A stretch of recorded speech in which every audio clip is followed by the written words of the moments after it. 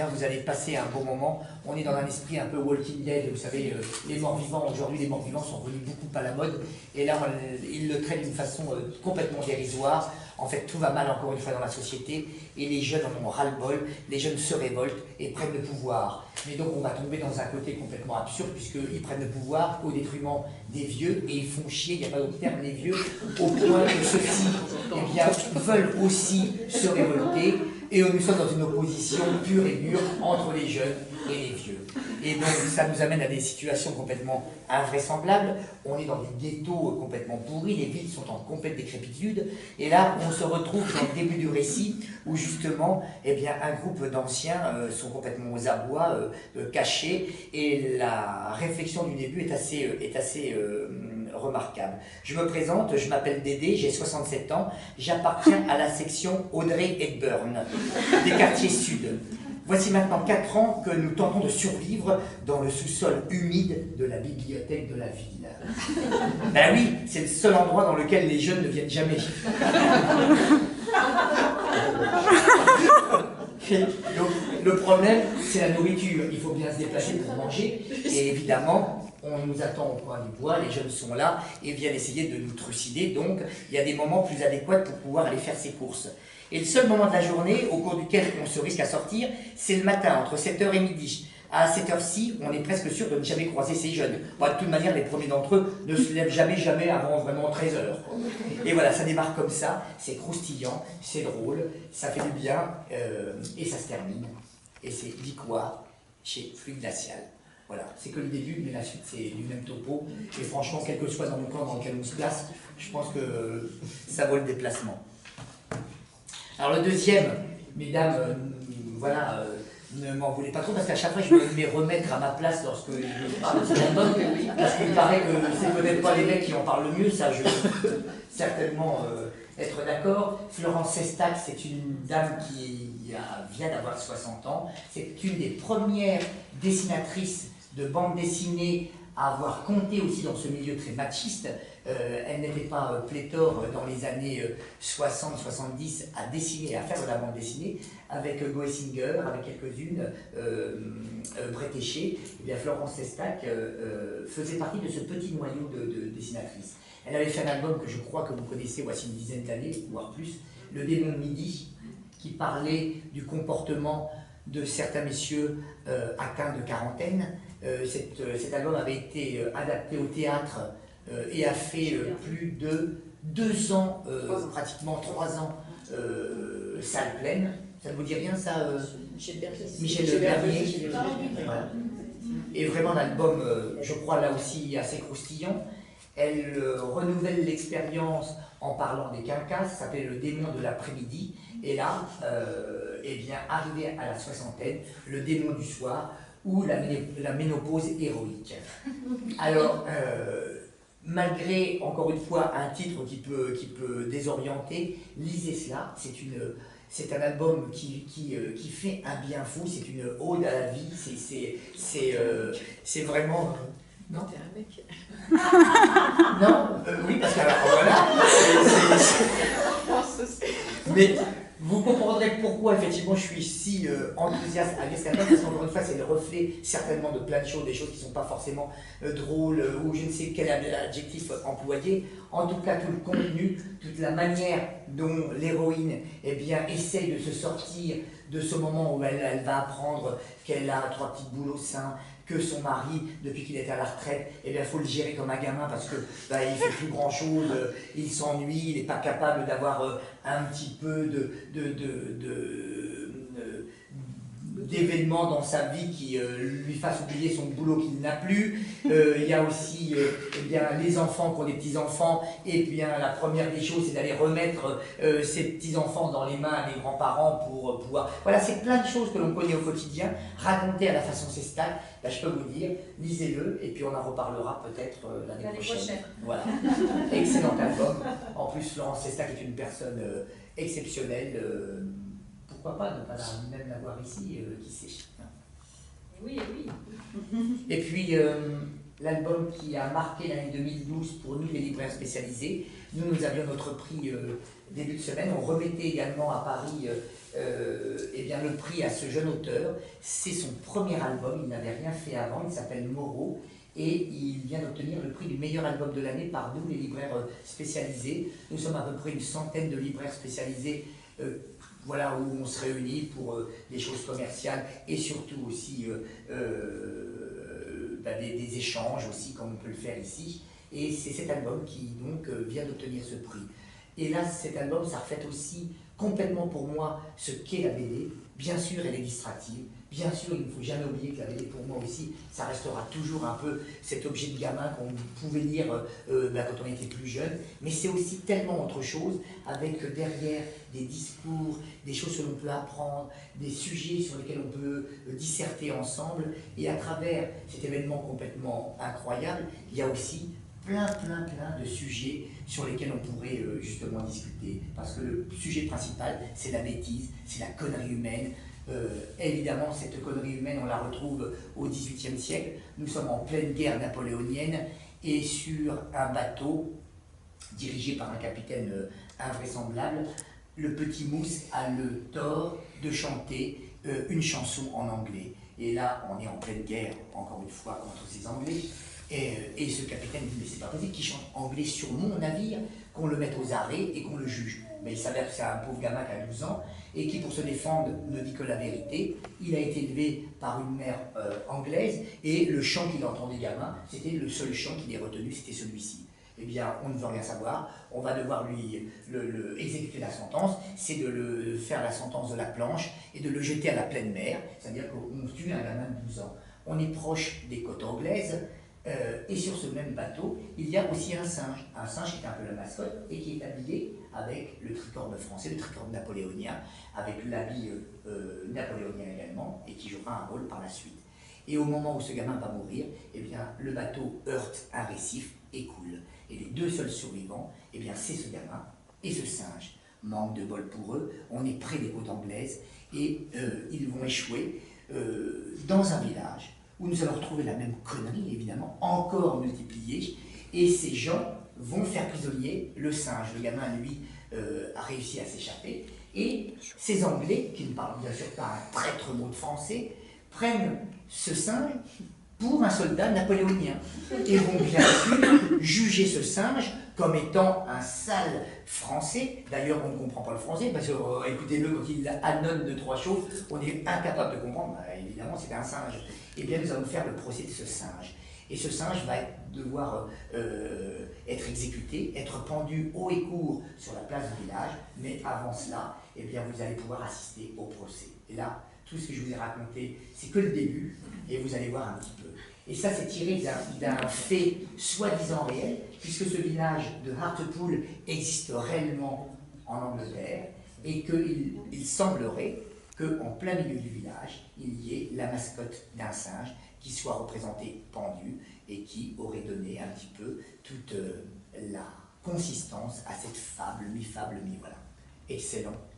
Alors on l'a à la bibliothèque et nous on l'avait mis dans le prix pour les ados. D'accord. Ah oui, et graphiquement, parce que là, je vous parle du récit, mais vous verrez aussi le dessin de ce jeune auteur qui est vraiment, voilà, premier album. Il n'avait rien fait auparavant et franchement, et Lupano qui est avec lui est un monsieur qui n'a pas forcément un des noms les plus connus dans le monde scénaristique, mais qui monte, et je vous invite de découvrir cet album. C'est pas du japonais, c'est du chinois, parce que là aussi, la BD, elle est pas que franco-belge, elle n'est pas que japonaise, elle est maintenant chinoise, elle peut être coréenne, c'est le manhwa. Et là, un grand monsieur. Là aussi, il y a des gens, vous dites, même en Chine, eh bien, on peut avoir une culture, affection pour la BD et même franco-belge, puisqu'ils travaillent quand même un peu à la façon de nos dessinateurs plus proches de notre culture. Et surtout un sujet, là aussi, moi que j'ai découvert, je connaissais la pratique des pieds-bandés, cette tradition, cette culture barbare qui fait que des générations de gamines ont vu leurs pieds bandés. Mais savez-vous quelle était la moyenne de ces femmes qui avaient les pieds bandés? Le pied, oui. La pointure. Voire, moi je dis dimension, parce que là on peut parler de dimension. 10 cm. Tous les perdeux, tout ça. Et Likounou, il a eu envie de raconter, lorsqu'il était gamin, les rapports qu'il a eus avec sa nounou. Ses parents étaient peu présents, et en fait, celle qui l'a élevée, c'est un peu sa nounou. Et ce qui l'avait frappé, c'est que justement, cette nounou était souvent un peu triste, elle souffrait également, et elle lui a raconté un petit peu aussi son histoire. Elle a été bandée à l'âge de 7 ans, et elle devait faire partie des cas les plus exceptionnels, parce que ses pieds faisaient 7 cm et demi. Hein. Donc tout le processus est montré à l'intérieur de cet album. Bien sûr, il n'y a pas que ça, il y a des rapports entre le gamin, la nounou, la vie dans la famille, etc. Mais c'est bien sûr quand même le sujet principal, et c'est un album fort, c'est un album qui vous prend un peu au trip aussi. Et Likounou nous a fait l'honneur de venir à la librairie à la sortie de l'album, et là aussi un auteur, c'est ça qui est génial aussi dans la BD, c'est de pouvoir aussi passer les frontières, comme vous le disiez tout à l'heure, voyager. Là on ne fait pas que voyager, ils viennent aussi nous voir, et ça c'est un album, allez-y, je crois que vous serez aussi surpris par celui-ci, hein. Les pieds bandés, c'est chez Canard. Un album magnifique qu'on a aussi à la bibliothèque. On a acheté chez toi. Allez, encore 2 et puis je vous laisse. Et vous n'avez vendu que 2? Les 2 seuls de l'année qu'on a achetés, les voilà. Et là, on va changer et sauter un peu, là aussi, de continent, États-Unis.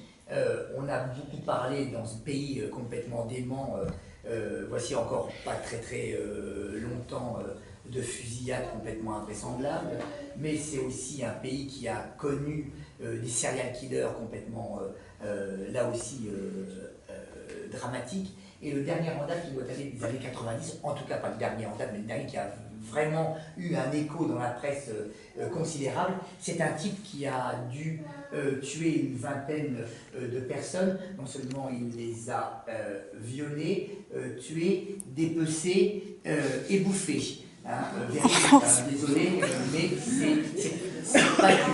c'est pas inventé, c'est la réalité. Il purge actuellement une peine de 978 ans de prison, hein, aux États-Unis. Et lorsque cette histoire sort dans la presse, l'auteur, Dirf, excusez-moi pour mon accent pas très bon, est interpellé justement par les médias, et il entend le nom de ce criminel, Dahmer. Mais il dit c'est pas possible. Et ce type, je le connais mais même bien, puisque j'ai passé pratiquement l'intégralité de ma scolarité avec lui, mes années de lycée, et ce type, on savait tous qu'il était complètement frappadingue, et il a eu envie de raconter un petit peu sa relation qu'il a eue avec ce type.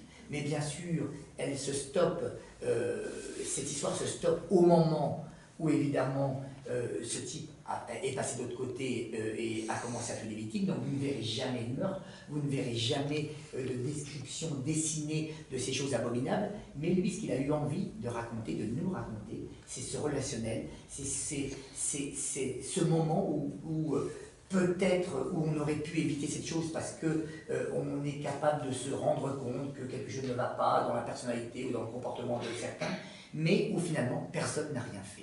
Et c'est tout ce récit qui raconte de façon extrêmement intelligente aussi, où le côté psychologique joue un rôle évidemment fort, et où on peut, pourquoi pas comprendre, mais s'apercevoir que certains sont capables de passer de l'autre côté, et encore une fois, aurait-on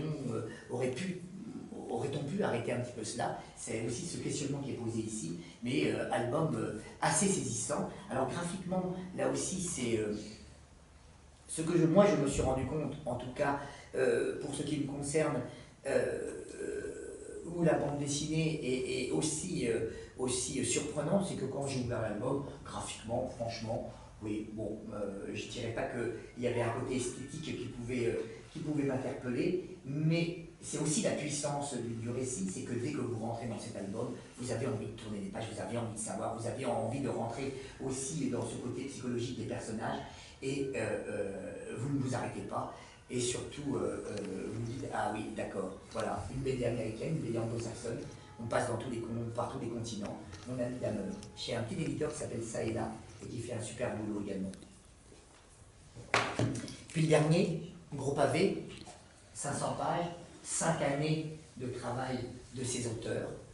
C'est donc long pour sortir un album où des fois les auteurs ne sont même pas smicards pour pouvoir faire un album, c'est 5 ans de leur vie. Et quand on voit un boulot comme celui-ci, au départ on a peur parce qu'on se dit oh, gros pavé, comme souvent on lit au lit, il faut mieux pas s'endormir dessus parce que s'il vous tombe sur le coin de la tête, effectivement ça fait un poids.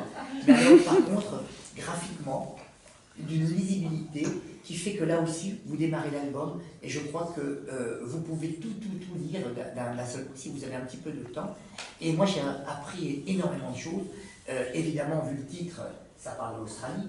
Je présume que vous n'êtes pas tous ou toutes aussi ignares que moi je l'étais et que vous connaissez comment ce continent, comment l'Australie, historiquement, s'est peuplée. Non? Ça va, je n'étais pas le seul, non? Il y avait les aborigènes, évidemment. Il y avait les Baléares, je pense, etc. Mais tous les pays faisaient ça, au départ. Tous les pays, c'est vrai. Ils envoyaient tous les malfrats. Exactement. Mais particulièrement quand même en Australie, oui. Parce que ça a été la composante principale du peuple australien. Et en fait, on apprend un petit peu tout ça pour ceux en tout cas qui ne le savaient pas, et surtout de tous ces bagnards, femmes de mauvaise vie, qui étaient soit emprisonnés ou qui de toute manière n'avaient pas une vie très florissante, et à qui on dit, écoutez, plutôt que de faire de la tôle, on vous met sur des bateaux, un billet aller, pas de billet de retour, et voilà. Et là, c'est toute l'explication de ces 1500 personnes qui sont parties à bord de ces galions, à bord de ces bateaux, et qui vont arriver en Australie. Et puis là, l'histoire, je ne vous en raconte pas plus, parce qu'évidemment, il y a un côté historique, mais derrière aussi un sujet autre, un sujet aussi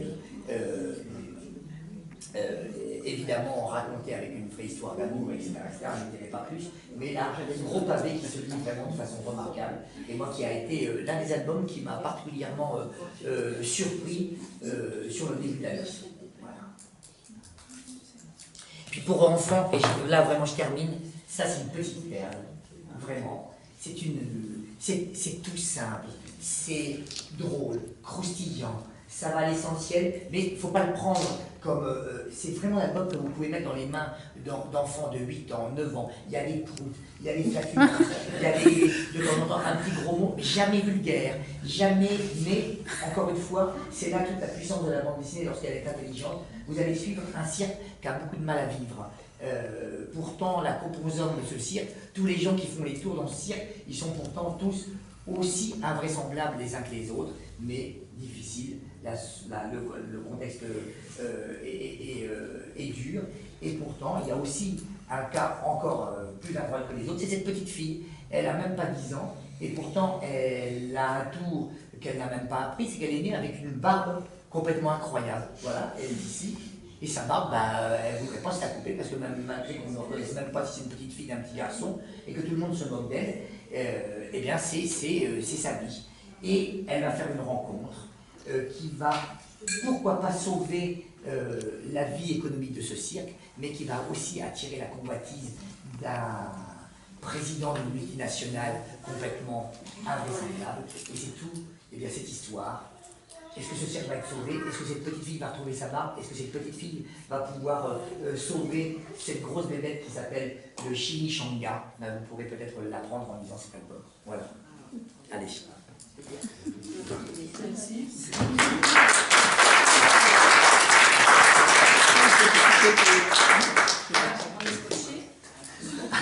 Madame Fonflatis, avant de Oui, partir, je voudrais... vous allez dévoiler. Oui, je veux bien. Si vous voulez, vous allez tirer la petite pince. On va dévoiler le lauréat.